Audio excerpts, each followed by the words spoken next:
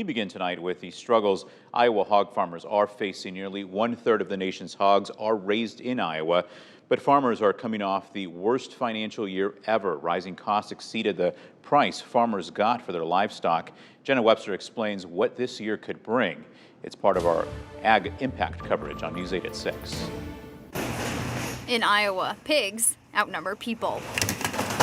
The state is the nation's largest hog producer, about 50 million annually. 600 alone are born each week on the Poston family farm. Here we sell about 35,000 pigs each year off of our farm. Mike Poston is a sixth-generation farmer in Walcott, and this past year has been anything but easy. Kind of had a double whammy of lower hog prices and higher feed costs at the same time, and that's never a good combination. 2023 was the worst financial year ever for Iowa pork producers.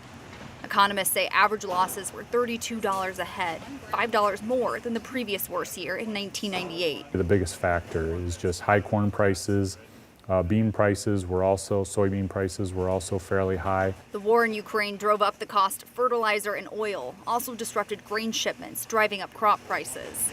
Poston started selling his pigs at 270 pounds instead of 285, so he could save on feed costs. There's just kind of a lot of things you can do to try to tighten your belt, and I mean the goal is to just survive until things get better. When you look at cost of production, it was historically high. To put it in perspective, it was over 50% increase from 2020. Lee Schultz, an Iowa State University economist, also points to inflation and less consumer demand for pork. We're coming off of periods in 2020 to 2022 where we've seen record strong demand. Is really consumers had a lot of disposable income to spend in this economy, and they spent it on protein. California's Proposition 12 law also having an impact. It bans pork sales to the state unless the mother of a pig has at least 24 square feet of floor space. In some cases, it might be very expensive to comply with the new rules. Schultz was predicting 2024 would bring the worst two-year stretch for hog farmers since record losses were reported in 1998 and 1999.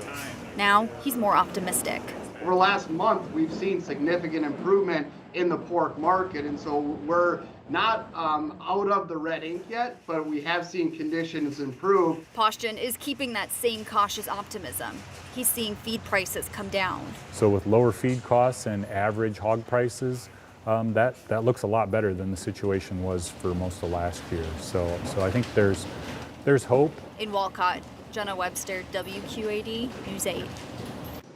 And at the beginning of this year, Schultz was predicting 2024 would bring Iowa hog farmers losses at $18 a head. Now he says he's looking at just $3 to $5 losses.